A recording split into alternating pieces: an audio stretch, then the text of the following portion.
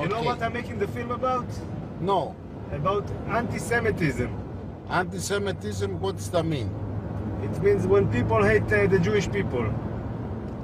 No way, man. The Jewish people control the world.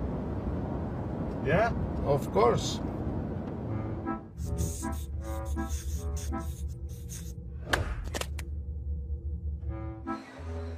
Being an Israeli Jew, I have never experienced anti-Semitism myself, but it's a phrase that always seems to be in the air.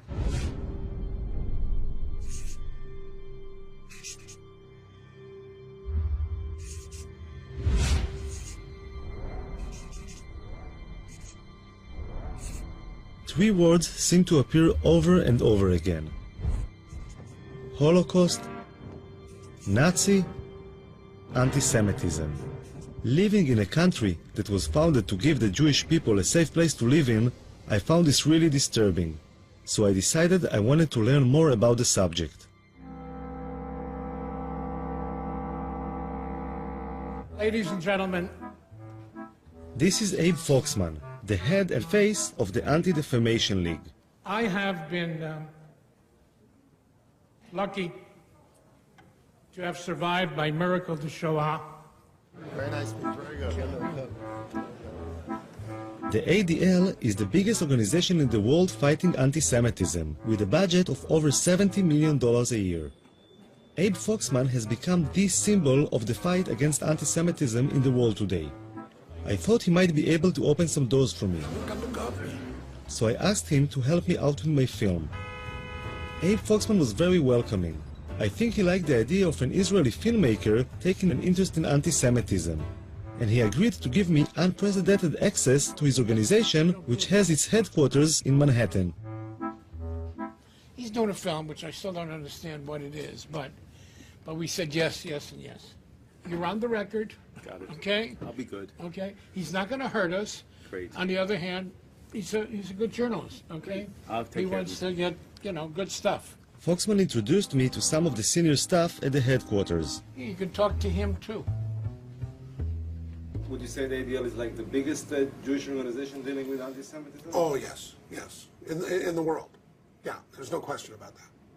Yeah, certainly in the United States, but I would say in the world. We have all of our 27 offices all over the country with their ears to the railroad tracks. It starts with an insult, a denigrating statement, and at the very top, what you have is genocide.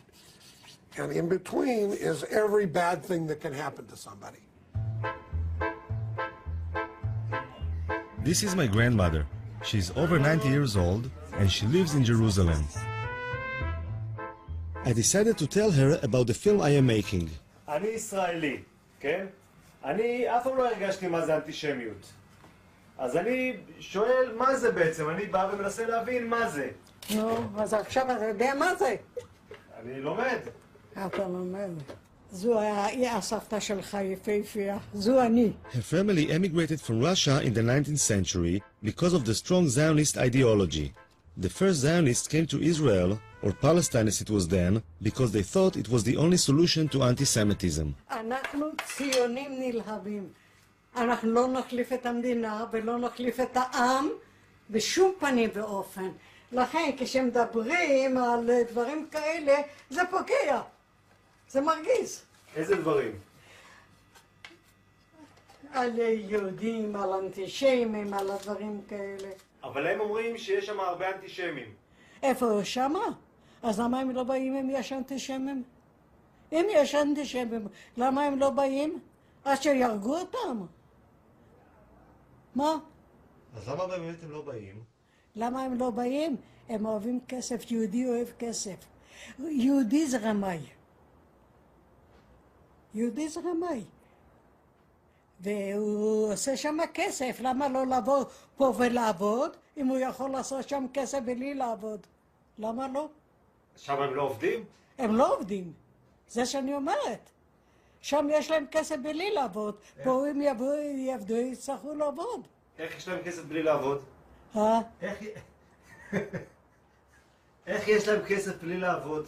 איך עשו כסף? ריבית, מלווה בריבית, ובתי מרזח פה, ויין פה, וזה שם. זה הם יודעים, יהודי יודע את הפוילשטיק האלה. יהודי יודע את הפוילשטיק האלה. אני אומרת לך, אני היהודייה האמיתית. לא כסף מסנוור אותי, שום דבר לא. אבל את מדברת כמו האנטישמים שאומרים על היהודים שהם לא עובדים והם עושים... לא, אני לא מדברת. אני אומרת, הם רוצים להיות שם, שיפסם להם, עד שאולי יבוא מישהו, היטלר אחר ויהרוג אותם, יברחו. מה?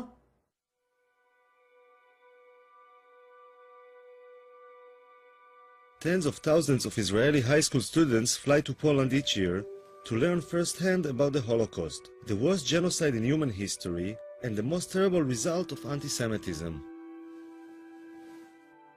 When I was in high school in the late 80s, there were less than 500 kids going on this trip in the whole country. Today, there are more than 30,000.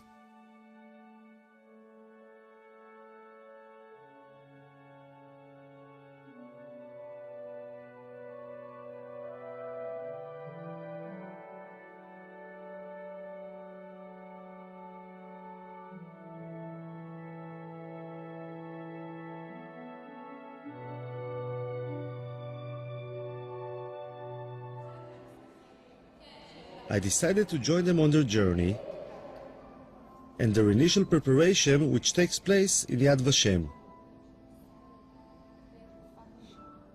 יש כאלה תאים של השריפה, זה למעלה זה שמכניסים את הגופה והלמטה זה החומרי בעירה. יצא להם גז מלחץ, יצא גז ציקלון B. פה אנחנו רואים כבר את הגופות. אותה שהם יצאו, הוציאו להם את השני זהב מהשיניים.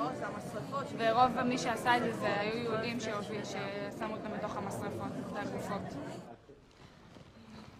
כל אחד יגיד מה החיבור האישי שלו למסע, למה הוא רוצה לנסוע לפולין. אני דור שלישי לניצולי שואה, ומהרגע הראשון שסבתא שלי סיפרה לי על סיפורים על השואה, ראיתי את המבט שלה, מבט שלא נסלח ולא נשכח. וראיתי מה היא מרגישה, אבל לא הרגשתי את זה גם. זה בעיקרון מה שאני רוצה להרגיש במסע, את התחושת של לא לסלוח ולא לשכוח. The kids are going through a longer preparation for the trip to Poland. The school counselor is in charge of their mental preparation. ותנסו באמת להבין את הקשר בין אז להיום. זאת אומרת, האנטישמיות זה דבר שלא נגמר. בעקבות השואה קמה מדינת ישראל, אבל האנטישמיות זה משהו שיש עד היום, וכל הזמן תקראו עיתונים, יש מקרים אנטישמיים לכל רחבי אירופה ובארצות נוספות. כך שאתם כיהודים, כדור העתיד, ככאלה שעובדים להתגייס לצבא, צריכים לפגוש גם את הצד הזה שלנו. מלבד זה יוצא איתכם גם מאבטחים, יוצאים איתכם מאבטחים. המאבטחים לא יאפשרו לכם ליצור שום קשר עם האוכלוסייה המקומית. יפגשו שם אנשים שלא אוהבים אותנו. תראו, לא אוהבים אותנו, תחשבו שאתם, סלי, גם היום, אני אומרת לכם שוב, גם היום לא אוהבים אותנו שם. זה כאילו האיכות שלנו, שאתה יודע שאף אחד לא סובל אותך, אבל אתה גאה בזה. כאילו מגדלים אותנו מגיל קטן על זה שאנחנו נדע שיש לנו שונאים. לא יודעת, על כל מיני דברים כאלה.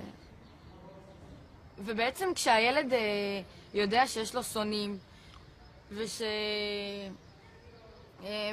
כאילו מה שקרה בשואה לדורות הקודמים שלו, אז זה גורם לך איזה סוג של כעס לצד השני, כאב, כעס, אפילו שנאה. כולנו יודעים ששונאים יהודים. זה משהו שגם גדלנו איתו כזה, תמיד כזה השנאה והאנטישמיות. תמיד אני לא זוכרת שפעם לא הייתה אנטישמיות. זה יחזק בי את הישראלית שבי, את הציונית שבי ואת היהודייה שבי. אין ספק. Yediot Achronot is the most popular and influential newspaper in Israel. I'm curious about the people behind the reports of anti-Semitism I read on a daily basis. אני יודע, זה מגוחך שאני אומר את זה, אבל כולם בעייתיים. צרפת היא אנטישמית, גרמניה היא אנטישמית, המדינות בדרום אמריקה הן אנטישמיות. אני לא רוצה לדבר על המדינות המוסלמיות, כי זה לא מדברים בכלל. הם למעשה כולם. ליטא נשארה אנטישמית, כל המדינות הבלטיות, אבל גם המדינות במערב, אנגליה היא אנטישמית. זאת אומרת, הם כולם אנטישמים, רק כאמור, יש שקטים יותר ויש בוטים יותר. ולמה אני בכלל צריך להיות אובייקטיבי? הם היו אובייקטיביים? כלפינו לא, הם גם לא היו אובייקטיביים. מה זאת אומרת הסיפור הזה? אבל בתור עיתונאי זה... אין דבר כזה בתור עיתונאי. בוודאי שלא, לא במקרה כזה. בוודאי שלא במקרה הזה. מה קרה? מה המספר? 172,345. זה מספר שאתה לא תשכח. אני הולך איתו כבר 65 שנים. אבא היה באושוויץ 1, אני הייתי באושוויץ 3, ואמא הייתה באושוויץ 2 בבירקנאו. Noach is over 80 years old and is making sure that the future generation of reporters will be just as committed as he is. ירידה זה פחות כותרת מעלייה? פחות. אז עלייה זה טוב. עלייה זה לא טוב, עלייה זה רע. עלייה זה טוב לעיתון.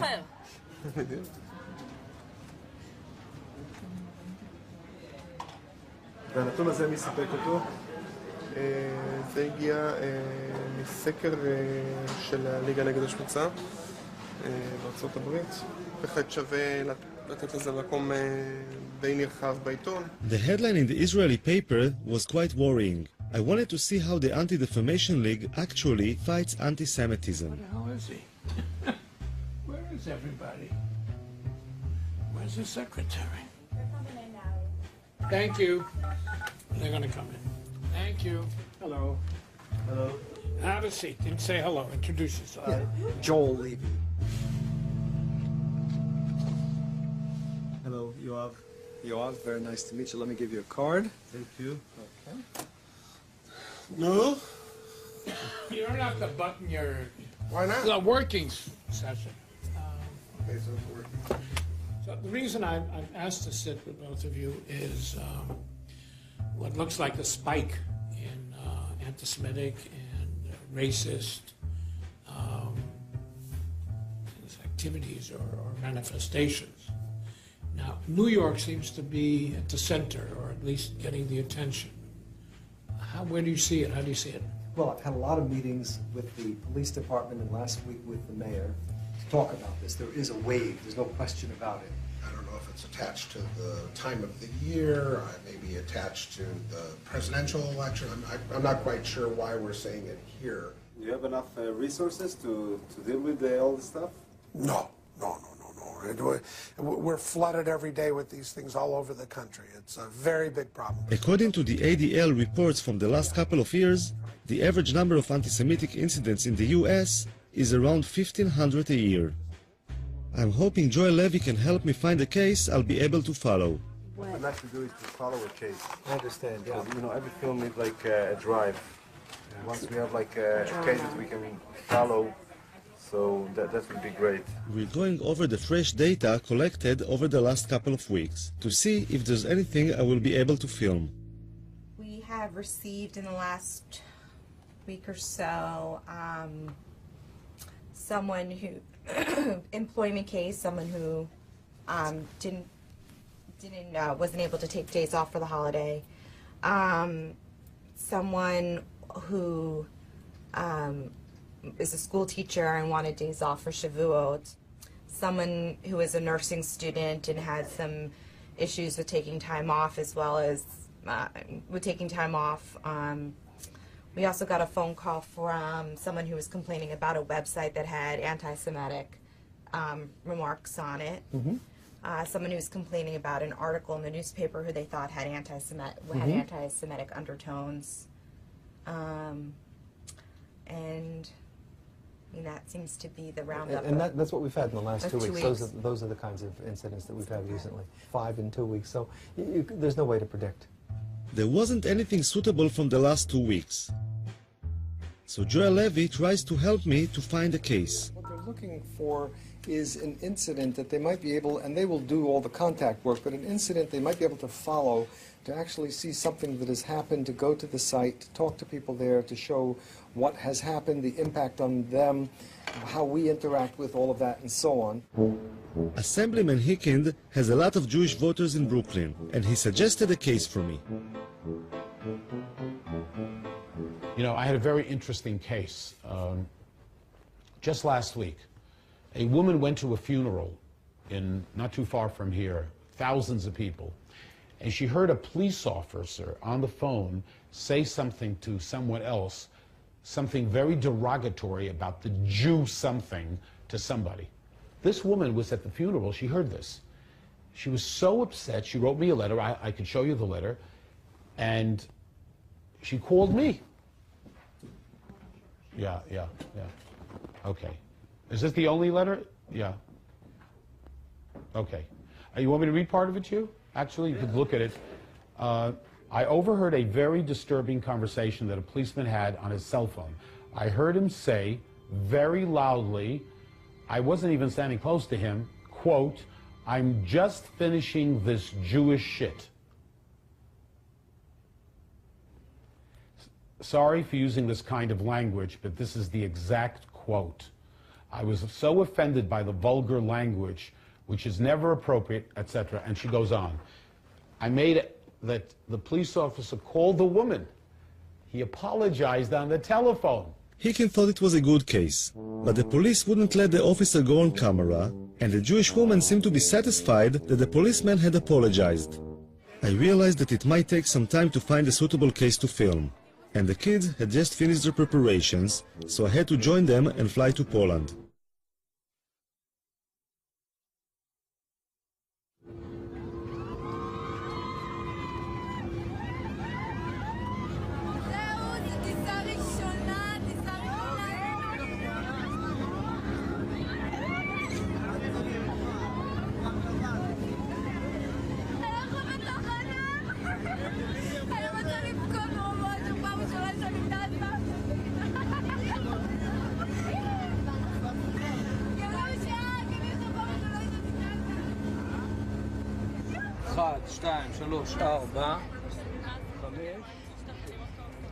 The man with the blanked out eyes is an Israeli Secret Service agent, whose identity we are not allowed to reveal.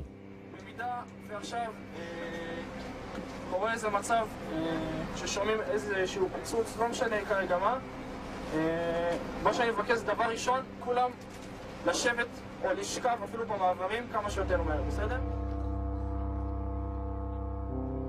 Traveling around Poland today, it's hard to imagine what it must have looked like over 60 years ago. But the guides help the kids to visualize and feel how it was under the Nazi regime.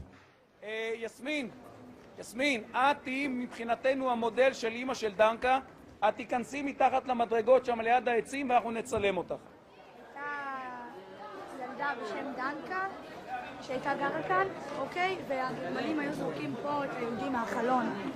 היו זורקים אותם, ואתה יודע, היו מתחבאים. אז אפילו שהבנתי, אמא שלה נתפסה, והיא ניצלה. מה היו עושים הגרמנים? היו זורקים אותם מהחלון פה, אתה רואה? תסתכל. היו זורקים אותם, ואת החזקים שלהם, והיו מחפשים אותם, כי היהודים היו מתחבאים מתחת לרחובות ובארונות. אני כאילו דנקה עכשיו.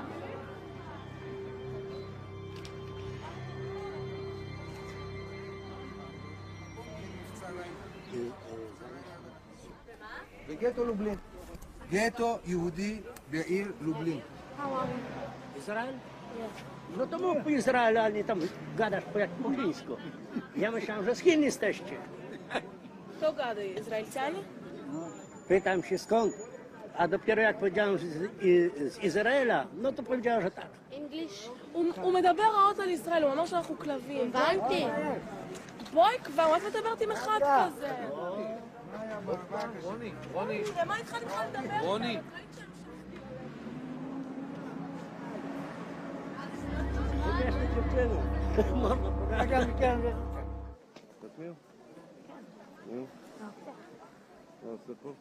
שומר עלינו מהאנטישמיות, כאילו שומר, שלא יבואו מתנגשים או כאילו יעשו לנו משהו בלי ש... את חושבת שזה יכול לקרות?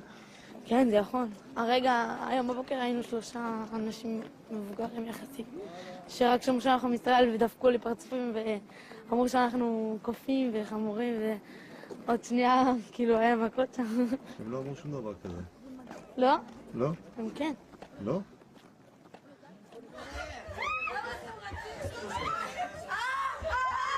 בואו to your rooms right now. Right now, go to your rooms. Oh, sorry. Right now. Go to your room. What happened here? What are you doing? מעניין. Excuse me. We are not vlog. We have some other guests here. I know that the kids, but you have to understand us. We have some other guests here. They're coming down and then they are staying there. We won't pay for it. Although the days in the Poland trip are long and exhausting, the kids still have a lot of energy when they get back to the hotel. Quiet, okay? But close the window and stay in your room, okay? מה? למה אתם לא יוצאים? Yes. לא קשור לעייפות, מה? הייתי יוצאת. יש ניאו-נאצים, כאילו פה בפולין, שיש סכנה, יש לנו סכנה, כי נגיד הם יכולים לדפוק לנו בדלת בלי שנדע מי זה, ויכולים להתחיל לזרוק דברים מהחלון. זה מה שנגיד הסבירו לנו בארוחת ערב, הביאו לנו תדרוך, שתכלס אנחנו לא במדינה אוהבת, אנחנו במדינה יחסית עוינת.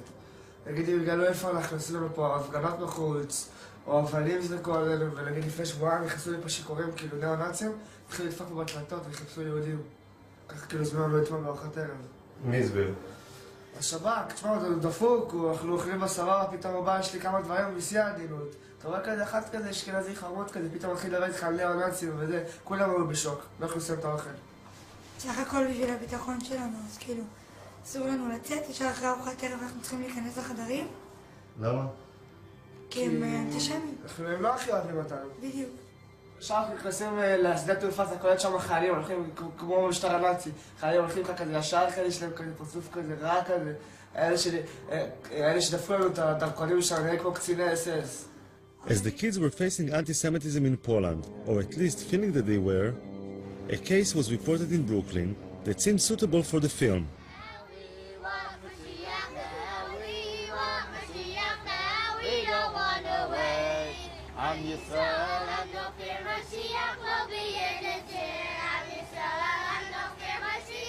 According to the report, a Lubavitcher yeshiva school bus, full of young children, had been pelted with stones as it was making its rounds dropping off children. One of the stones had crashed through a window where one of the children was sleeping and landed in the aisle between the seats. A second stone broke a window and barely missed two other children. Two mothers witnessed the incident and gave descriptions of a group of black youths between the ages of 10 and 12. So were you scared? Were you scared? I was worried for the kids. I was worried for the kids more than for me. What, all of a sudden you heard like a big noise? How was it? Big noise in two windows. Well, so where's the back? In the middle, on the side. And the kids started to shout or what? No, they were quiet? They were sleeping. The 3-year-olds, they're sleeping on the bus. Was going back from school.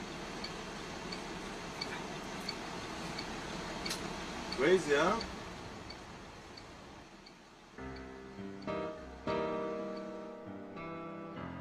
Crown Heights is a mixed neighborhood of Jews and blacks. In 1991, there was a lot of tension between the two communities, leading to the Crown Heights riots, which went on for 3 days and resulted in many casualties. This is Binyamin Lifshitz, the local reporter in Crown Heights. Maybe put your arms like, you know. Folded? Yeah? I'm not a poster boy. He was the first to report the incident. Not a big, strong guy. See, where the rocks went into the bus over there. Wait, can you go back to that? And, I mean, most of the crime incidents in Crown Heights are targeted at Jews? It's always been known throughout the course of history, Jews are soft targets. We've been the victims of so many major incidents, genocides and catastrophes and Holocausts and everything. It's just the way we are. We've always been victimized. When a black guy sees two people walking down the street, a black person and a Jewish person, his choice to attack someone will not be a black person. Because a black person, you never know. What is that guy? Does he carry a knife? Does he carry a gun? A Jew is a soft target. It's always been known like that, which is why we always encourage to walk in pairs, which is why we don't walk so much outside, like at night, so to speak, alone.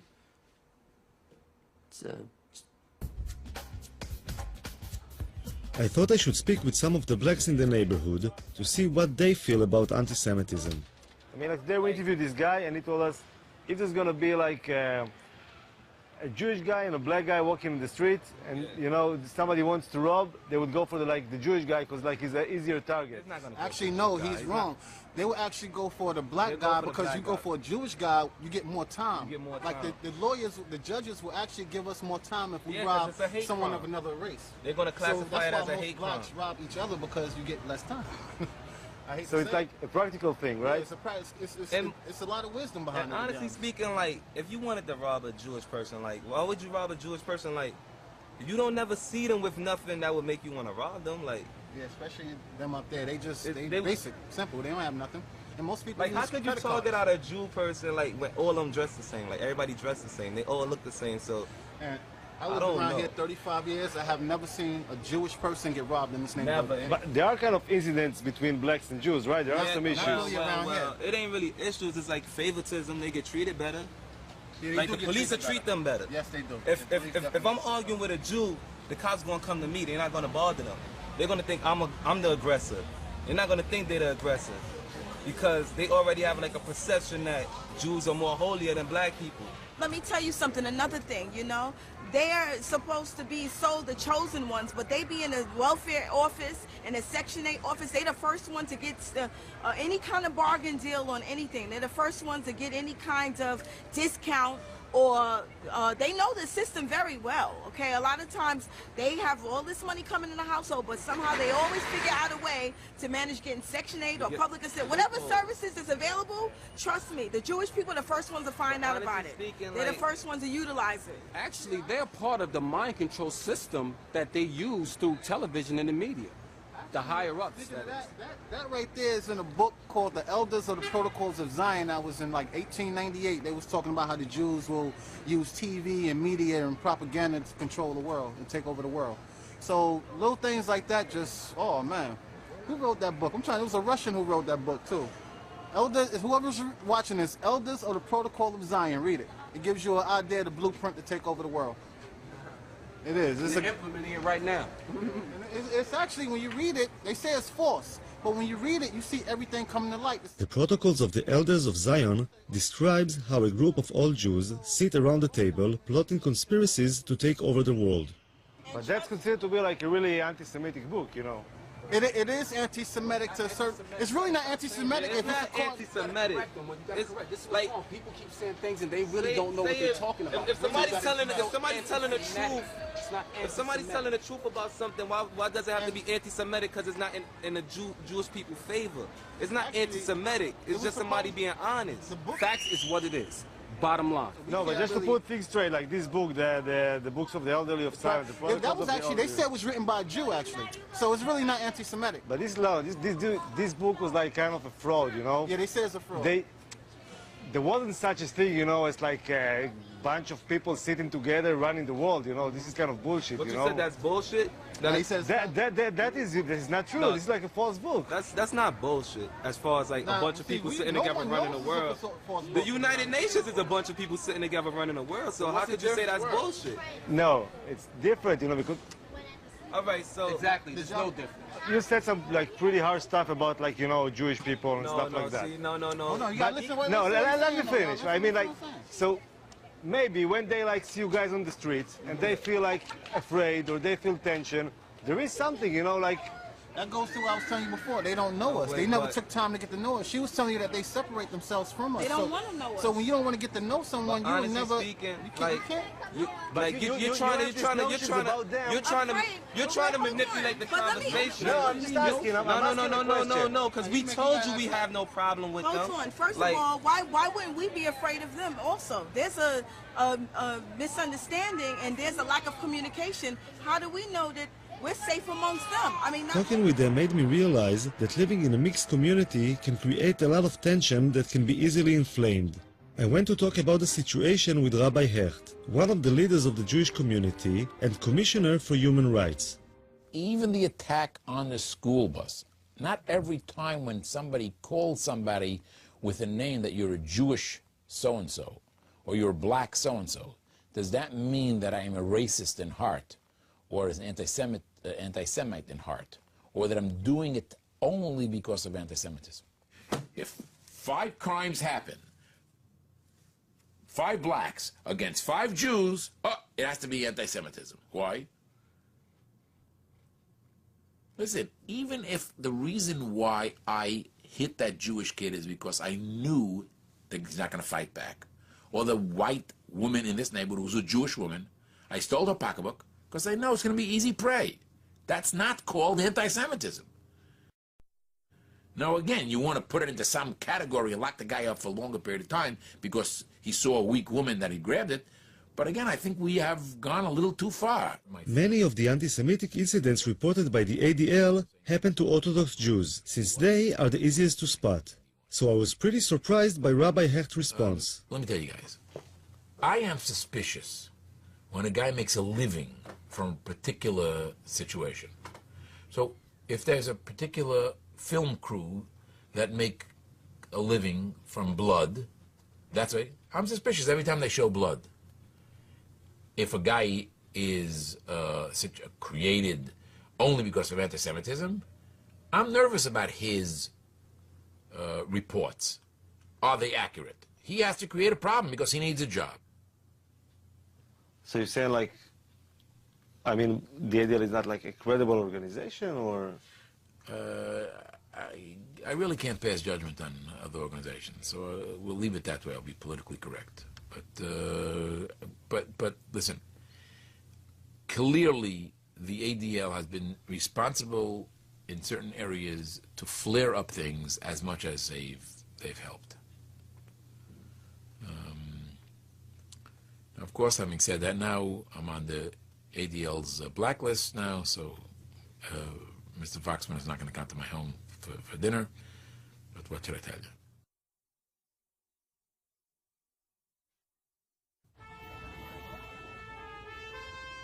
An important part of the ADL's work are the international missions, and Foxman decided to allow me to join him. Every year, a few ADL board members and contributors get to join Foxman as he travels to various countries, meeting heads of state, politicians, and other influential people who can help in the fight against anti-Semitism.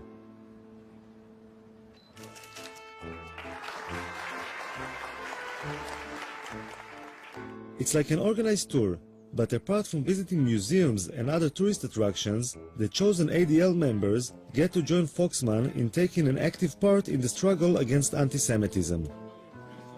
You have to debate what is proportionate when someone attacks you.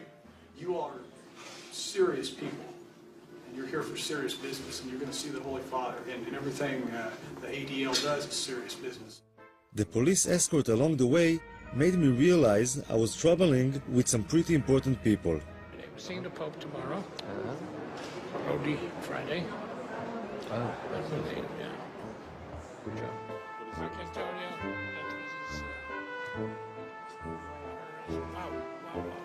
Beautiful. How gorgeous.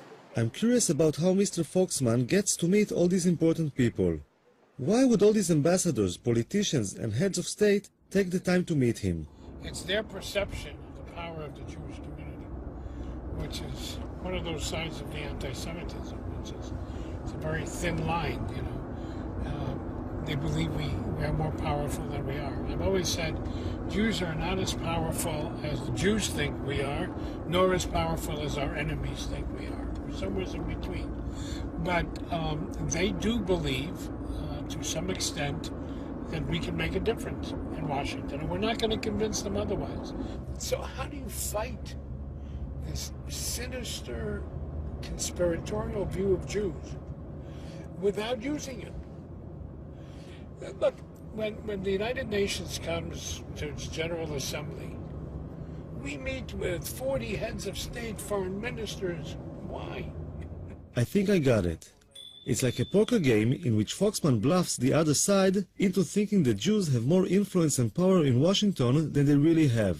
The downside is that the idea of Jews being so powerful can result in envy, even hate.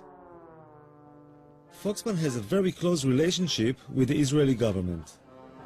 All right. Oh, yeah. A couple of times. Israel relies on Foxman when it comes to issues of anti-Semitism. And being the Jewish state, anti-Semitism is always on the agenda.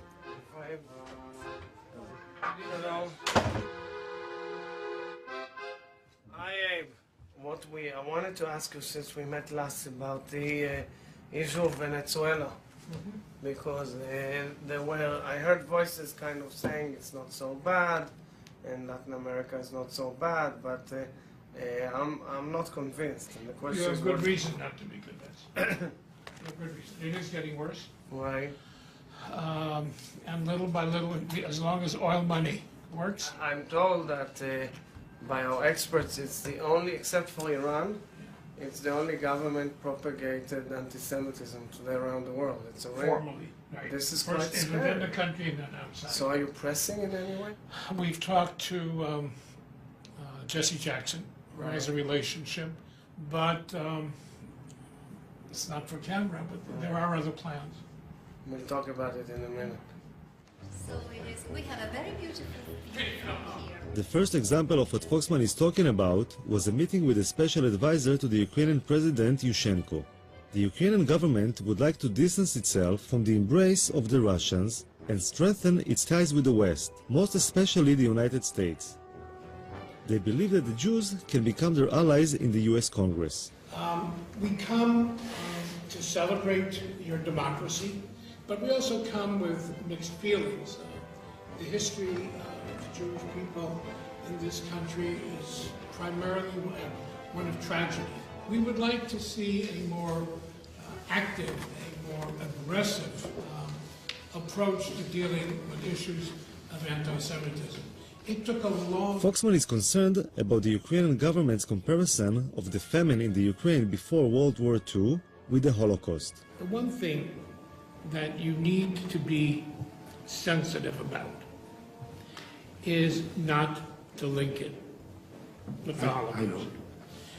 Be careful that it not be played as your genocide, our genocide, because that will be counterproductive on all sides. We, of course, respect Holocaust, and I understood your message, and we try to be very, very diplomatic. Here it is. I was impressed by the way Foxman handled the meeting, but it also raised some questions for me.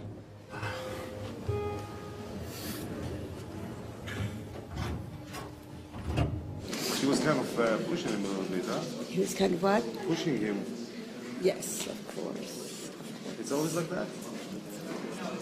Yeah? Of course. I wasn't sure how bringing up things that had happened over 60 years ago had any relevance to fighting anti-Semitism today. In order to combat it effectively, I think that you have to take responsibility for anything that happened in the past and then reach the present and then go forward. With your husband, when you quarrel, sometimes you need to give some slack to get what you want. No? You always I bring tough? up everything from the past, 50 years, what his mother did. Absolutely not. No, that's not the American Jewish way. I don't know about the Israeli Jewish way. Give them the guilt trip. That's, yeah, absolutely. We need to play on that guilt.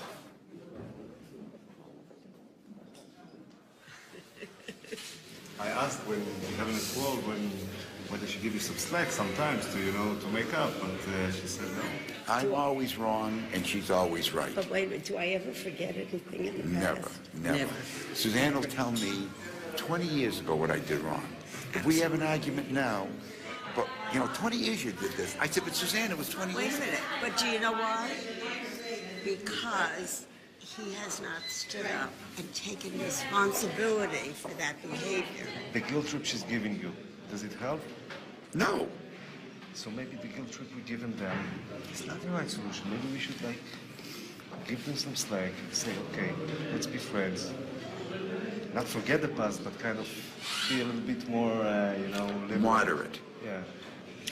Something we happen to... The guilt of the father should not be visited on the guilt on the sons. And it's true, of course it's true. I agree with you. It's true, you have to. You cannot let it go down, but you can't keep playing on it as heavily as some people do. It's got to be moderate. But the ADL is like one of the people who plays quite heavily. No, we're moderate. No, ADL plays heavily. There is not a speech. I'm feeling. There is not a speech. Then show me if they're not here. I'm not talking to him. I'm not talking to him. What is he? What are you, the Mossad or something? Shut up. We're allowed to sing on the regime. Shut up.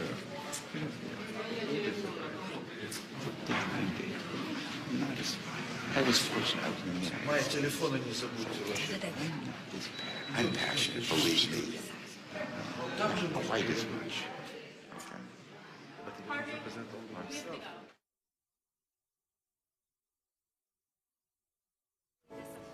I could understand Abe's sensitivity to the Holocaust being a survivor, and was moved by the support he received from the ADL mission members.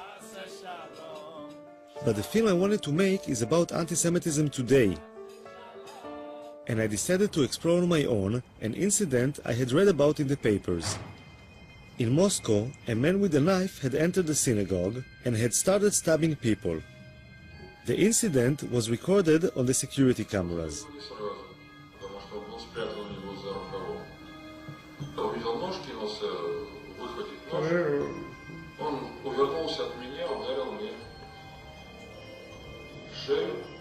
Раздались истерические неестественные крики, как будто убивает человека. Мы все бросили молитвы и выбежали из угла.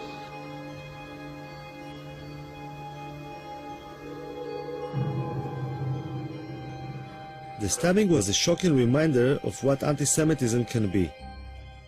I thought I should speak with the members of the synagogue to see how they felt about their own safety. В Израиле мы все время слышим, что есть очень сильный антисемитизм. Где? Здесь? Неправда. Что неправда? Этого Что нету. Ну нету. Ну нету, понимаете? Нет его. Потом, понимаете, почему говорят в многие Израиле? евреи сами виноваты. Вот представляете, вот он работает на заводе. И он плохо работает. И его не двигают по службе, не продвигают, карьеры нет. Он говорит, это потому что я еврей. Я говорю, ну я же тоже еврей, а я главный технолог завода. Как же тебя-то, нафиг, тебя антисемитизм, а ко мне нет? А почему в Израиле говорят, что здесь очень сильный антисемитизм? Ну что-то надо говорить. Ну что-то надо говорить, как-то себя надо оправдывать. И все свои неудачи в жизни человек это объясняет. Вот я был еврей, вот меня притесняли, вот мне не давали дорогу. Ну хорошо, ты приехал в Израиль. Там тебя никто не притесняет. Что ж ты здесь не продвинулся? I didn't understand. How come these religious Jews, who go to the synagogue every day and are such easy targets for anti-Semites, don't seem so concerned about their personal safety? I decided to ask the local rabbi in Kiev about it. The truth is that for some reason secular Jews are more worried about anti-Semitism than religious Jews, if you noticed. It's not that way. It's just that on their agenda of being Jewish, anti-Semitism is not part of being Jewish for an Orthodox Jew. Part of being Jewish is not fighting anti-Semitism. Part of being Jewish is practicing Judaism. There's no mitzvah in the Torah when you practice Judaism to fight anti-Semitism. At the same time, fighting anti-Semitism is something that's important for the Jewish people, for Jewish communities throughout the world. And very often, people that are not practicing, like you say, that's where they find their thing. So they'll, express their Jewish identity in a way that they'll be fighting anti-Semitism and thereby helping the community, in its fight for anti-Semitism. The rabbi said that it is actually an issue of identity. I wanted to know if Suzanne and Harvey Prince would agree with this theory. Yeah, I mean, you can't film this because, I do think that the ADL helps to reinforce our Jewish identity because we're not Orthodox and we don't have a religious Jewish life. The ADL provides a forum to be Jewish. I mean, it certainly is 99.9% Jewish, and it gives us an opportunity to explore being Jewish, to look at Jewish issues, and it does reinforce our Jewish identity.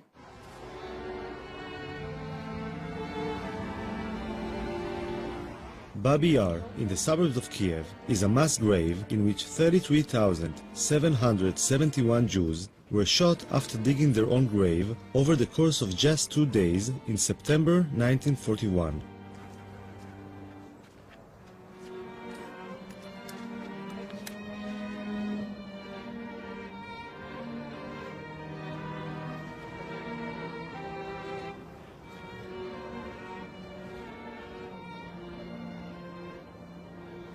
I think the worst thing for me, standing here, is that it could happen today.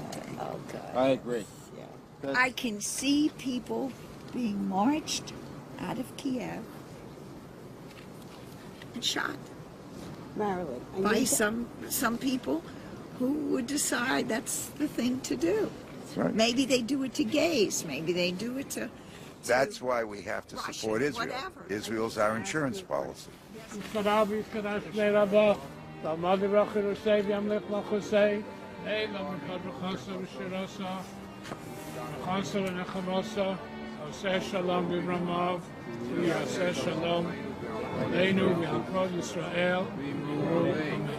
If it was a question of the continuing existence of Israel, would you move to Israel? Yes, to help? in a minute.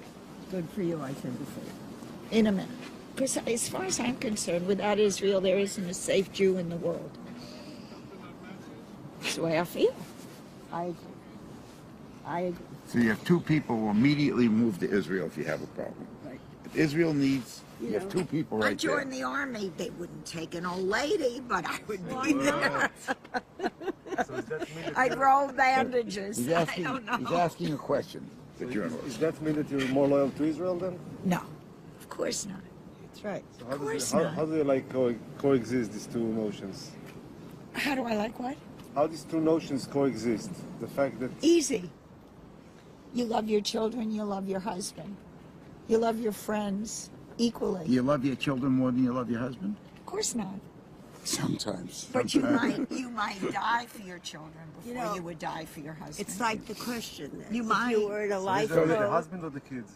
I'm sorry? Israel is the husband or the kids? The kids. The kids. The kids. Yeah, the kids. The Israel's not a love for child Israel anymore. is love for a child.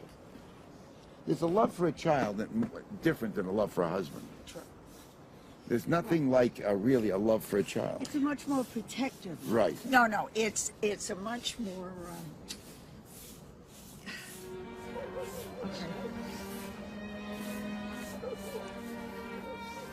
According to the ADL mission members, Israel is a child which needs their support, but is also their insurance policy in case something terrible should ever happen again. But at this particular moment, this insurance policy was busy being a teenager making its way to Maidane concentration camp near Lublin.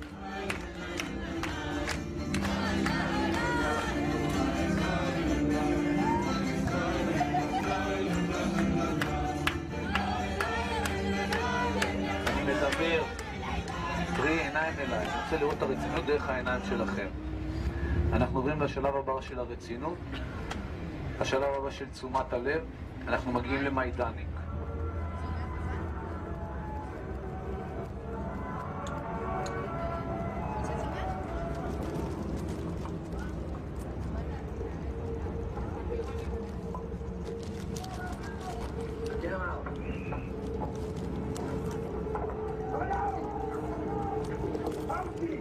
המסע האמיתי מתחיל עכשיו, עכשיו הולכים לראות את כל הדברים המוחשים. עד עכשיו רק ראינו כאילו, אתה יודע, בית כנסת ודברים כאלה, עכשיו הולכים לראות ממש איך השמידו אותם, את המשרפות, הכל. יהיה קשה. והייתה שם מפקדת של הפלד, שקראו לה בריג'יטה צמאת אדם. בריג'יטה צמאת אדם הייתה הולכת, רוכבת על גבי סוס, באזור המקסים הזה של לובלין, עם שוד ברזל שמחובר אליו כל מיני ברזלים כאילו כמו שאתם רואים לפעמים בסרטים של המלחמות, ופשוט עוברת על גבי אסירים ומכה אותם. סתם ככה? סתם ככה. אוקיי? בריג'יטה צמאת אדם שהייתה מפקדת זה.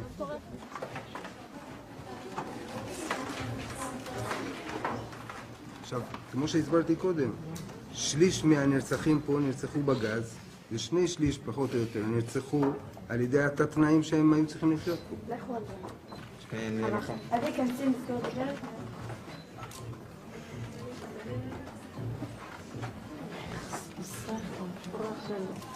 תמיד.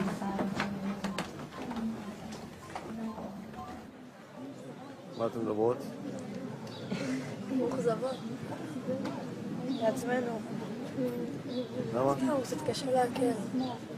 כאילו, אנחנו מסתכלים על זה, אני אישית מסתכלת על זה ואני לא...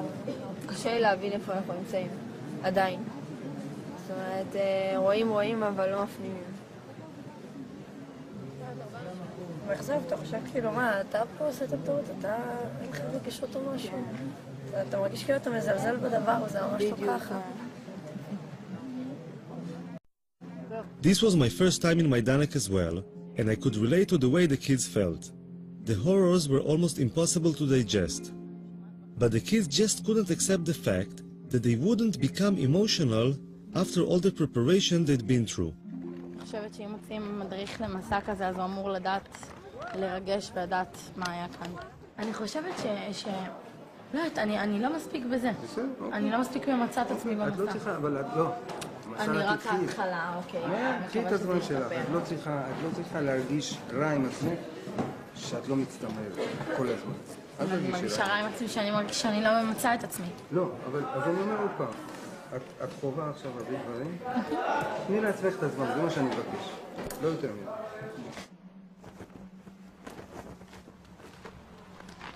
ובאמת, אני נותן לך טיפ שתמשיך לעקוב אחרי הגברת בהמשך. אוקיי? בסדר? תמשיך. יאללה, גייז, עירוני א', אנחנו ממשיכים. ופה, ללא טקס קבורה וללא כבוד אחרון, נשרפו מושמדי פה בתנורים האלה. האפר שלהם שימש לדישון אחר כך לגרמנים. הם ניצלו את היהודי מהעבודה שהוא נכנס במחנה העבודה. It occurred to me that after seeing the almost incomprehensible horrors my people have suffered, other people's suffering might seem less significant somehow. I wondered if any of the kids felt this way too. יכול להיות שזאת הבעיה שלנו. שיש לנו את הרף הגבוה הזה, ופתאום אנחנו רואים בחדשות שהרסו נגיד לערבי את הבית, שצה"ל פוצץ, אז אנחנו אומרים, לא נורא, לנו היה דברים יותר גרועים. אותנו לקחו ברכבות וגרמו ליהודים לראות ביהודים. זה כבר נראה לנו, יכול להיות שזה... אני דווקא חושב שאני אחרי... כי וואלה שאני רואה את זה בטלוויזיה, זה לא מפריע לי, כי אני כאילו אומרת, בסדר, לא נורא, הערבים האלה יש להם הרבה. Nofar was not the only one thinking about the Israeli-Palestinian conflict in relation to anti-Semitism. Professor Norman Finkelstein, a Jewish academic from DePaul University in Chicago, has written a book called The Holocaust Industry, in which he accuses parts of the Jewish establishment of making cynical political use of the Holocaust. Dr. Finkelstein, you have some visitors? Whenever Israel faces a public relations debacle or comes under pressure to resolve the Israel-Palestine conflict, they start up this extravaganza called the new anti-Semitism. As it's usually understood, anti-Semitism means an irrational hatred of Jews, born simply of the fact that they are Jewish. But that's not what's going on. Here it's a hostility born of the fact that the state which claims to represent them is engaged in quite brutal violence. I'm sure lots of people I meet have this, what you say, deep down inside, they have this kind of queasy feeling about Jews. I'm sure that's true. But did it have any real substantial repercussions on me in life? The answer is just no. There's a kind of pathological narcissism, navel contemplation, when you are the richest, wealthiest, most successful ethnic group in the United States, you've got the world on a platter, and you sit around and you're talking about anti-Semitism. It's just kind of shameful, I think. At the time I first interviewed Finkelstein, I didn't realize what a controversial figure he was in the eyes of the Jewish establishment. Finkelstein, the son of Holocaust survivors, has been labeled a self-hating Jew, a Holocaust denier, and a madman. I had interviews stopped at the very mention of his name. I know if you Google Norman Finkelstein and Holocaust denier, nowadays you'll get about 10,000 websites. Well, if I'm a Holocaust denier, I would have to be certifiably insane. I would have to be clinically insane. Because, given who my parents were, for me to be denying the Nazi Holocaust, I'd have to be clinically insane. So you have to judge for yourself. You may disagree with me, but is it your impression that I'm clinically insane? Now, if you think I'm not, then you have to wonder, why are those 10,000 websites saying that? Recently, there's this talk about the new anti-Semitism, which is very related to Israel. And I've been heard that from Jews outside of Israel, saying Israel is the cause that anti-Semitism is now, that we are suffering from anti-Semitism. Well, I would say that is nonsense. That comes from insecure Jews. I think people use Israel as an excuse to rationalize and legitimize, because in many places of the world, anti-Semitism is not acceptable. It's not polite, it's not proper.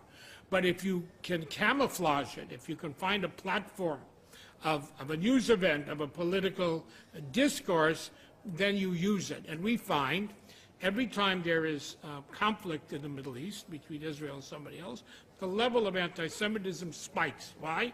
Because the anti-Semites come out of their woodwork, and now they can express themselves in their anti-Semitism in what they consider a legitimate, licensed way. Strangely enough, Foxman and Finkelstein agreed on one thing, which is that most anti-Semitic incidents nowadays fall under the category of new anti-Semitism. The difference is that Foxman says that anti-Semites found a new target called Israel, to which they could express their anti-Semitism, while Finkelstein believes that saying that is a cynical misuse of the term anti-Semitism. But attacks on the ADL seem to be coming from all directions. So today in America, there are two professors who are saying that Jews are more loyal to Israel than to America. Mearsheimer and Wald. See, this is what Mearsheimer and Wald. Mearsheimer and Wald. Steve Wald and John Mearsheimer are two academics from the universities of Harvard and Chicago who wrote a book called The Israeli Lobby. They claim that there is a lobby in the US whose role is to support Israeli policy even if this policy goes against the interests of the US. The role of the ADL in this lobby is to silence those who criticize Israeli policy, saying they are actually anti-Semites in disguise. Walt and Mearsheimer were invited to Israel by Gush Shalom, a left-wing Israeli organization whose head is Uri Avneri, a former parliament member and a peace activist. I was very happy that they accepted our invitation and agreed to come here. Actually, we were a little bit afraid in the beginning that there may be some difficulty to get them into Israel, especially after what happened to Professor Norman Finkelstein, who has been arrested and kept in prison, actually, and then deported. Steve and I have traveled all over the United States, and we've traveled all over Europe talking about the lobby. I have honestly been struck by how little evidence we've come across of anti-Semitism. This is not to say that we don't run into lots of people who are critical of Israeli policy and shake their head at what the Israelis are doing. אבל לנו כישראלים זה לא טוב שיש לנו בעצם את הלובי הזה מאחורינו שם? כתושבי ישראל שגרים פה בעצם. קודם כל, שאלה מאחורי מה? ומי זה אנחנו במקרה זה? הלובי הזה תומך בימין הישראלי. הוא מאולמרט ימינה. חביבם הוא ביבי נתניהו, וימינה מביבי, מעבר לביבי נתניהו, הימין הכי קיצוני. כאשר הייתה ממשלה שמאלית כאילו, היחסים היו רעים מאוד. ההתלהבות צנחה. כוונות מאחורי הארגון הזה הן כוונות טובות, לא הבנתי שהאנטישמיות זו מטרה טובה. אני כבר לא יודע, אני לא בטוח. אני לא יודע מי משרת פה את מי. אנחנו אותם או הם אותנו. אנחנו מכתיבים להם מדיניות, או שהם, כמו שאמרת קודם, או שהם מכתיבים לנו מדיניות. אף אחד מהם לא לוחם באנטישמיות. הם לוחמים נגד ביקורת על ישראל. זה שני דברים לחלוטין שונים. כמעט שאין אנטישמיות באמריקה, זה אגדה. אין, ממש אין. לו הייתה, גם השדולה הייתה מתנהגת אחרת. אין. התופעה הזו שנקראת אנטישמיות היא קיימת רק בתקשורת הישראלית. ועל ידי כל מיני פונקציונרים יהודים בעולם שהם מתפרנסים מזה, שהם לוחמים באנטישמיות. איפה יש אנטישמיות? אין כלום. בעולם בישראל מצבה של היהודים באמריקה, מצבם לא היה כמו היום. מה, אנטישמיות זה המצאה ישראלית? המצאה יהודית? אנטישמיות? אנטישמיות היום? במידה רבה כן. כל אחד פוחד מאנטישמיות בגלל הזיכרונות ההיסטוריים, והיהודים מפוחדים תמיד. באמריקה היהודים, כמה שהם חזקים וכמה שהם מושלים באמריקה למעשה, הם פוחדים מהצל של עצמם. כל רגע, אחרי כל עץ, מסתתר אנטישמיות. בולשיט, אין דבר כזה. אנטי ערבים, אנטי מוסלמים, אנטי שחורים, אנטי מה שאתה רוצה. אנטישמים? פשוט אתה צריך זכוכית מגדלת למצוא אותם, ויש כאלה שהולכים עם זכוכית מגדלת, כמו שרלוק הולמס, ומוצאים אנטישמים. Abe Foxman's spokesman, Ari O'Sullivan, was the last person I expected to see at the event. What was he doing here? Look, Abe, they mentioned the ADL a couple of times in their talks, and like I told you, they were false, these things. And I went up to Walt, but he was surrounded with people. I said, listen, I'm from ADL, Ari O'Sullivan, and those two things you said about the ADL are incorrect. I got a lot of interest from the foreign press. I don't know about the Israeli media, though. Was it the Israeli media here? אני מהליגה נגד השמצה. זה שהזכירו כל הזמן, ADL. אתה מהליגה. אני הדובר של הליגה. מי אתה? דובר בארץ? כן, אתה מגוש. אני מגוש שלו? למה הבאתם אותו? את מי? את שניהם. זאת אומרת, למה הבאנו אותו? אנחנו חושבים שמה שהאנשים האלה עושים זה פשוט פעולה הכי מבורכת שיכולה להיות. לא לגבי השמצה או לא השמצה. לגבי אי פעם להגיע למצב נורמלי ומאוזן באזור הזה. יש לכם כסף להביא אנשים כאלה פה? כי אמרו לי שגוש שלום זה ארגון קטן, שולי כזה. גוש שלום זה ארגון קטן. אבל את הקצת כסף שיש לו, הוא מנצל לדברים החשובים ביותר. והדברים החשובים ביותר זה להגיע סוף סוף אי פעם לאיזשהו פיוס בין הפלסטינים לבין היהודים במזרח התיכון.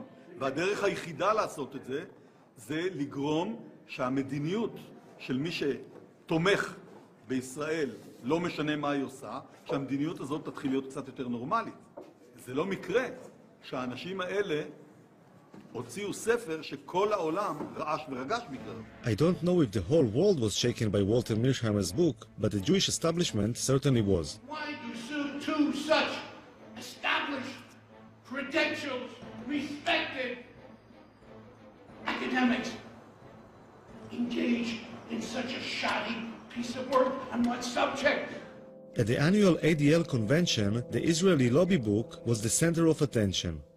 In the Foreign Office in Israel, there was a 3-day convention dealing mostly with the issues raised in the book The Israeli Lobby. Never before had the question of whether anti-Semitism and anti-Zionism are the same thing seemed so important. Experts and speakers from all over the world said the same thing, that those who attack Israel are doing so simply because they are anti-Semites in disguise. We thought people who would hate us, who would be our enemies, would be thugs and lunatics yelling kike, and instead they're soft-spoken college professors explaining to us how we have the apartheid state. We were unprepared. So let this conference draw a line in the sand. If you're an enemy of the Jewish people, then we will fight you with all our might, for ourselves and for our children and for our children's children. Who would we be if we did not and we will prevail.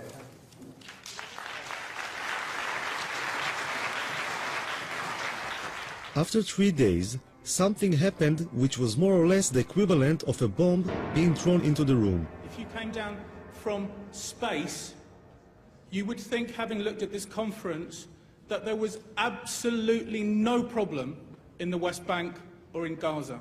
One element of the reason why so many people around the world are angry with Israel is because of the continuing settlement and occupation of Palestinian land, and because Israel, which has state power, has not done enough to end the occupation. One of the reasons. Such an occupation cannot be sustained without racism, without violence, and without humiliation against the people who are occupied. Thank you. I don't get it. I just don't get it unless you were ironic.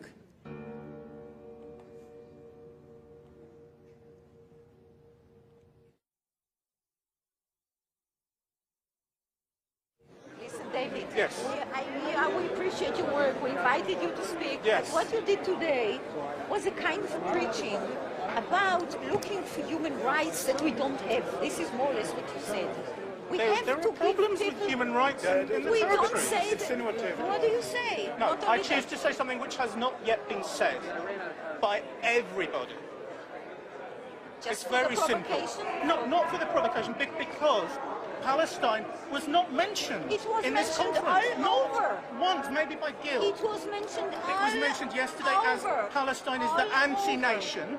Palestine is the one unique nation which doesn't have the right to exist. It was mentioned. No, no one said that. Oh, Come on. Come Go- on, no one said it. Don't go too Kirstenfeld far. said it. Palestine one is the said it. anti-nation.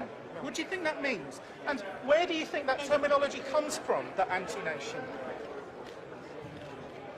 What you were saying is that anti-Semitism and anti-Zionism are two different things. They are two different things.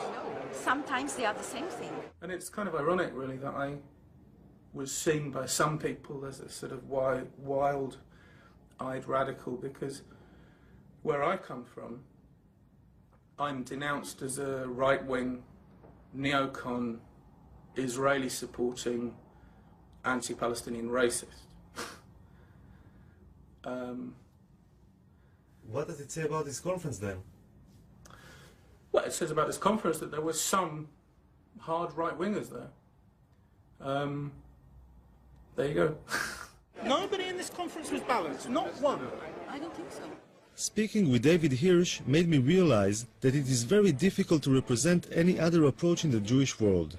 Those who try to say anything different are being silenced. And Dina has a go at me for not being balanced. You hinted too much. You were not explicit enough. Should have modified one time maybe. Hirsch was right. The occupation as a possible reason for justified criticism was not mentioned. Many Jewish people see anti-Semitism as a force of nature. It has always been there and will always be there. It will just take on different shapes and forms. I find this difficult to accept. This is a conference about people around the world blaming Jews as the worst human rights violators on the planet. And the people who support Israel are now under attack as supporting the colonialist apartheid state of Israel. This is a warrant for attack on Jewish people. It is internationally recognized that anti-Zionism is sometimes anti-Semitism. You know what? And who As an Israeli, can? this is the only thing that leaves me hope, to differentiate these two. Why? Because otherwise there is no hope. Otherwise, this is a doomed. But this is closing your eyes. This is a doomed, You're right. fatalistic But you're approach, closing your which eyes. leaves us no hope at all. But you see what he's doing? He's doing exactly he has the problem of the left. And here's the problem. Here's the problem. This analysis. This is just like the wife who's beaten by her husband, who goes to the psychiatrist and she says, it must be something I did, because if it's not something I did, then it's hopeless. Then he's a madman. Well, you need to find something you did to cause the hatred against you. But guess what? It's nothing that you did, and it's too bad. You are in chaos, and the world is dangerous. And Islamism, funded by the Saudis, is teaching gazillions of people around the world that you are evil before you came to Israel. So this is your problem. You're exactly right, and you don't want that to be true. Maybe they're right. Maybe I'm just naive. Maybe all those people who criticize Israel really are anti-Semites in disguise. I'm heading to Chicago to speak with John Mearsheimer, co-author of the Israeli Lobby. I hope to have the courage to ask him if he is really an anti-Semite in disguise.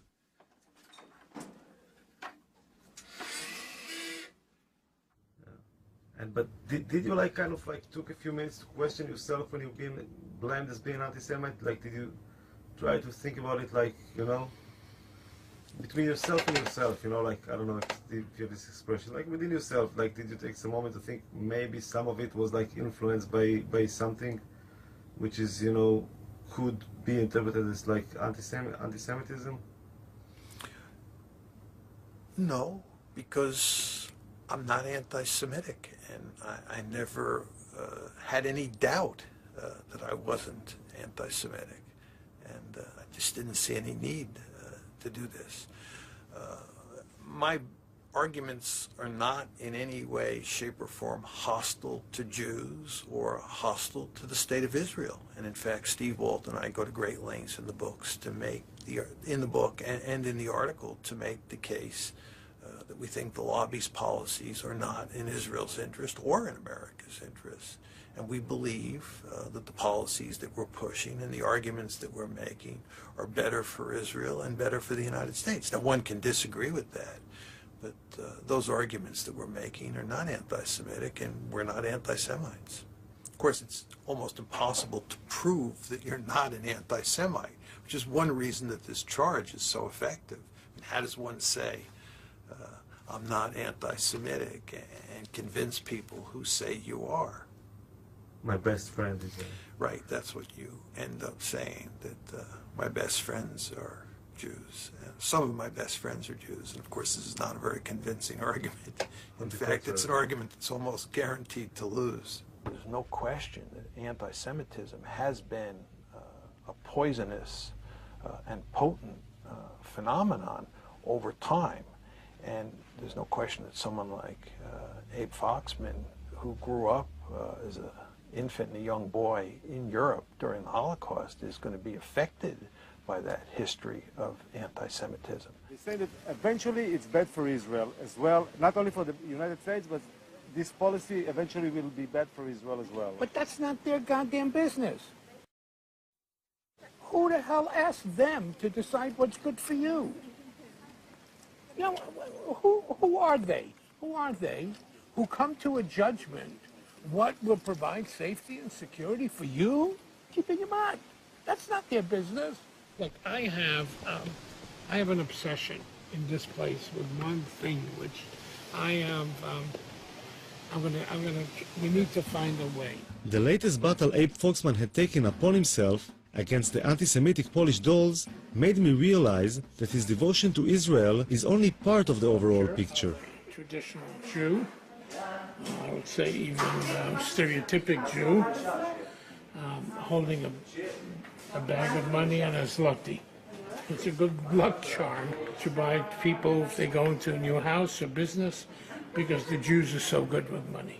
It is disgusting. It is disgusting. And now, in the economic crisis, you want to know how serious Jews and money is? Jews are money. Is that what you want? But somebody's good with money. It's not a bad thing, You know what? We're in Auschwitz. Those are the things that paved the stones to lead to Auschwitz. Because if Jews have money and you can get rid of the Jews, you can get their money. What kind of a good thing is that? Foxman is like a very sensitive radar for Jewish issues. The memory of the Holocaust is always in the background, like a warning sign of what can happen if things are not dealt with at the right time. I want to ask you a question. Look over here. Do you see a Holocaust coming? It's crazy. There's so much hunger, so much starvation in the world. So many people are suffering. And you want me to get excited about some idiot painting a swastika somewhere? Finkelstein lost his job at the university because of what he claims was pressure from the Israeli lobby. Then he was denied entry to Israel because he was, as the authorities described, a security hazard, which being Jewish himself is probably unprecedented. Finkelstein reminds me of the biblical prophets of doom, who were always being pelted with stones for saying things nobody wanted to hear. One of the major kind of claims I hear from people like the ADL or, you know, other Jewish people is that, like, how come always people picking up on Israel? How come there are so much, you know, injustice, you know, in other parts of the world and nobody speaks about, you know? What is the reason for that? I think people, listen, I open the radio, I hear nonstop about Sudan. I hear nonstop about Tibet. I hear nonstop about Darfur. I hear a lot.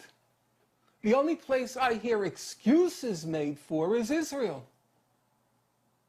That's the place where I hear excuses. And we do have to remember, it is the oldest occupation in the world. I mean, 40 years really is enough. It's older than you. It's older than you, the occupation. Doesn't that kind of stun you?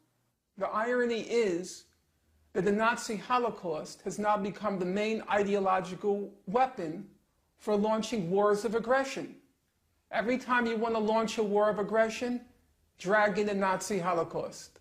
It's the suffering then used as another pretext or excuse to humiliate, degrade, and torture the Palestinians. That's the problem.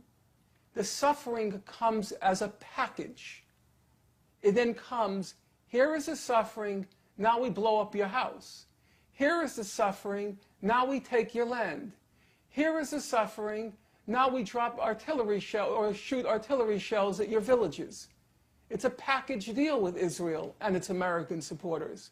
It's not just suffering, it's suffering which is then wrapped in a club.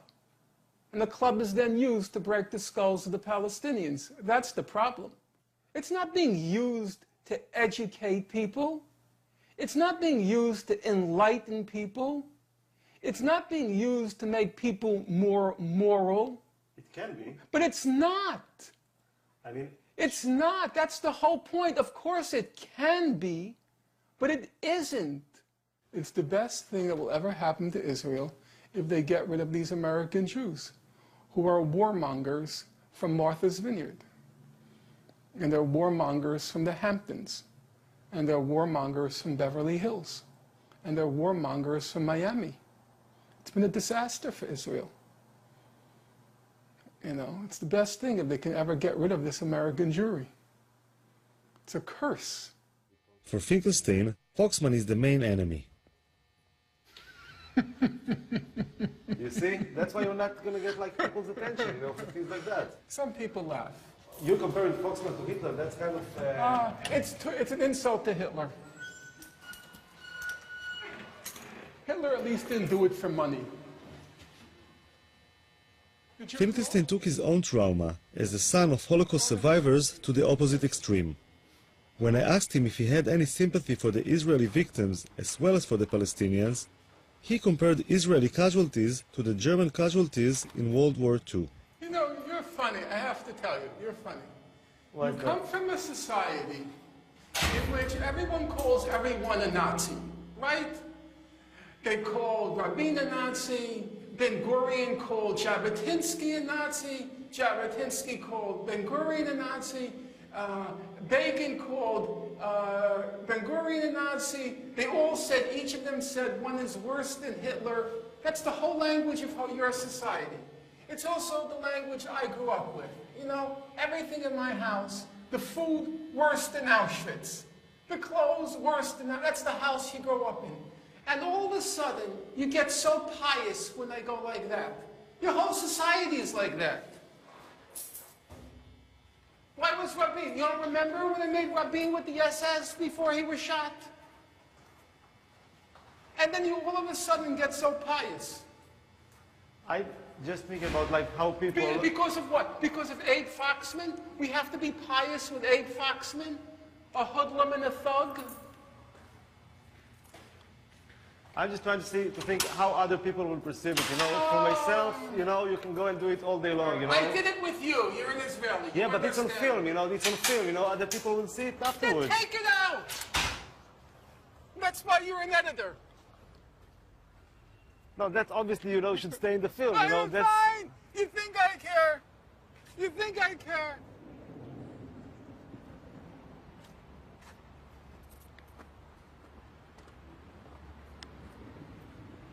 So you like the neighborhood? Very much. Look at the breeze.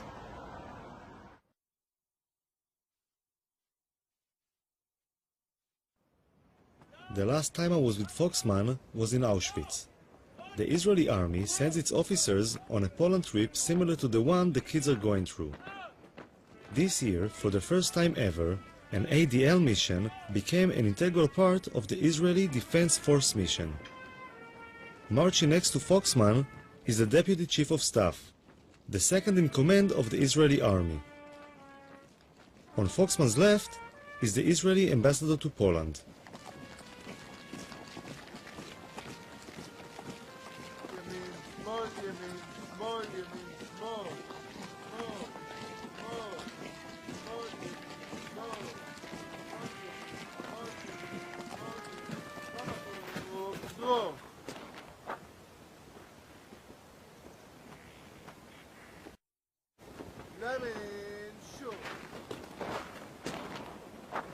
This is the biggest cemetery in the world.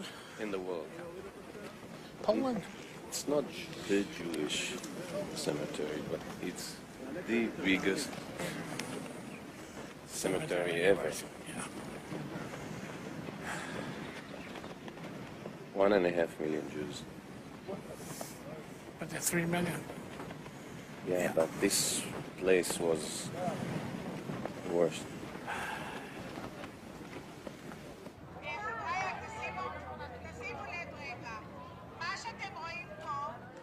אנחנו חיים בתחושה שמוות מלווה אותנו כל הזמן.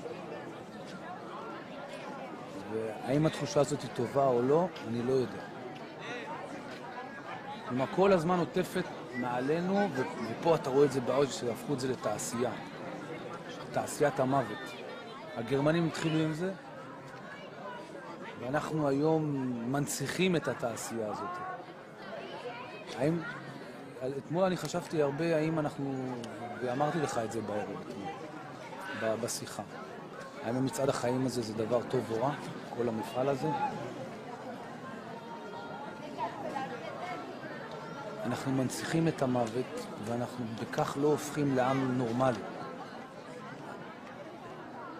זה שאנחנו שמים דגש על המוות ועל מה שקרה, וצריך לזכור, לא שום ספק. אבל אנחנו יותר מדי חיים בתוך זה, וזה גורם לנו לא להיות עם נורמלי, זה גורם לנו להיות עם...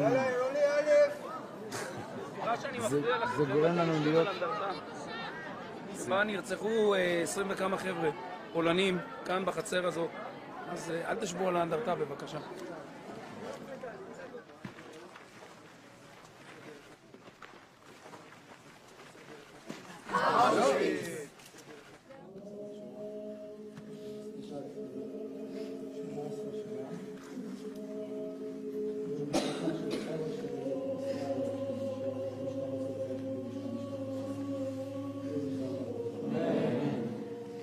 קסניה גירשפונט, שאין את שנת הירצחה, ורוב הסיכויים שנרצחה בבית החולים בקייב על ידי הנאצים. יהי זכרה ברוך.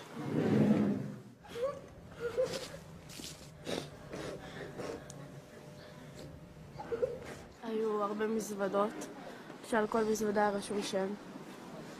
הם היו בגדים של תינוקות, כפפות, חולצות, מכנסיים. היה הרבה זוגות נעליים של ילדים ושל מבוגרים. היה הרבה סירים, גלחץ לנעליים, מברשות שיניים, כל רכוש קיומי כאילו בסיסי.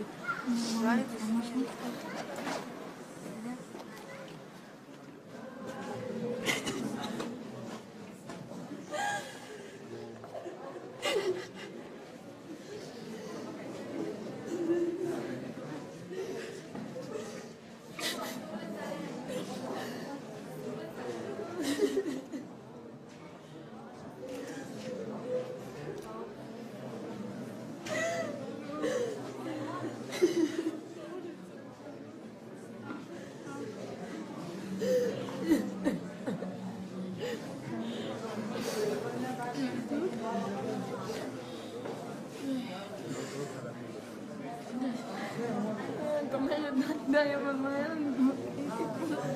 זאת כלום. חיכיתי עוד מעט תפקיד מועדם. עוד מעט חיכיתי עוד מעט תראי.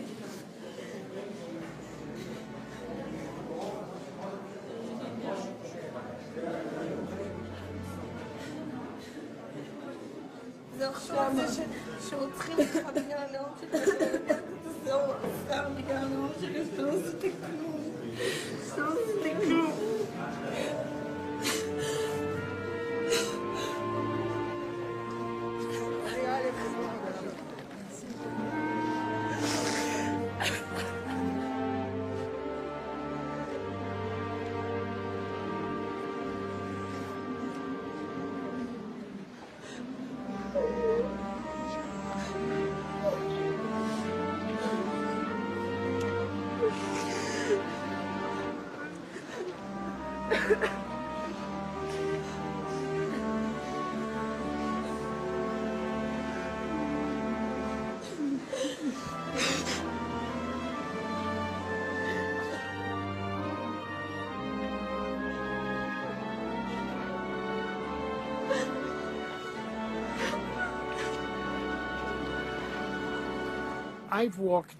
I've walked this road before, full of despair, full of anguish. To walk and feel the strength behind you of 150 officers of all the levels of the Israeli army, I walked with pride. I walked with hope. I hope with strength.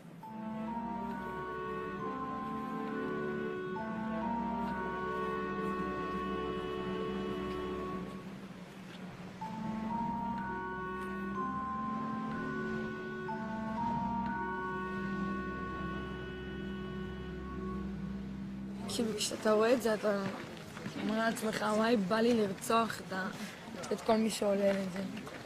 אבל בעצם לא. כי אם אני יותר גזענית, אז יהיה מישהו יותר גזעני ממני, וזה לא ייגמר. אבל את מי בא לך לרצוח? את מי בא לי לרצוח? את כל אלה. מי זה אלה? הנאצים. הצוררים האלה. טוב, הם כבר, את יודעת, מתו. כן, אבל תאמין לי שיש להם דורות. אמנם לא כמוהם, אבל יש. My filming was coming to an end. As I looked at the sleeping kids, I thought that putting so much emphasis on the past, as horrific as it has been, is holding us back.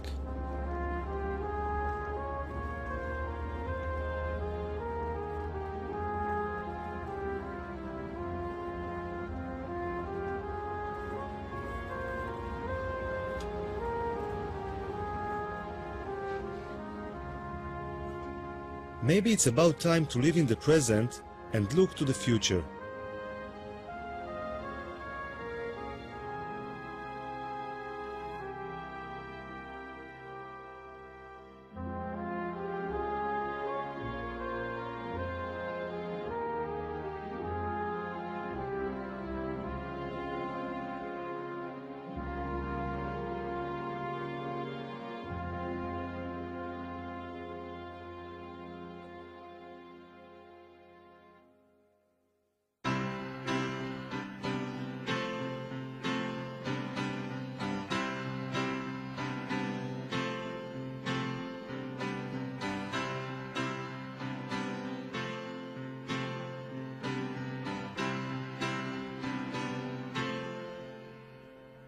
שאמות משהו ממני, משהו ממני ימות בך, ימות בך, שתמות משהו ממך בי, משהו ממך בי ימות איתך, ימות איתך, כי כולנו, כן כולנו,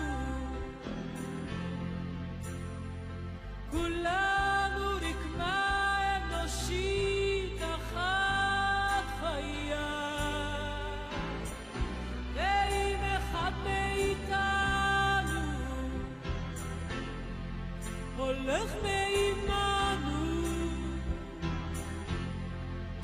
משהו מת בנו משהו נשאר איתו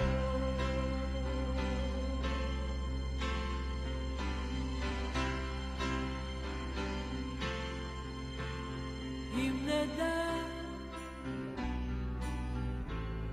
איך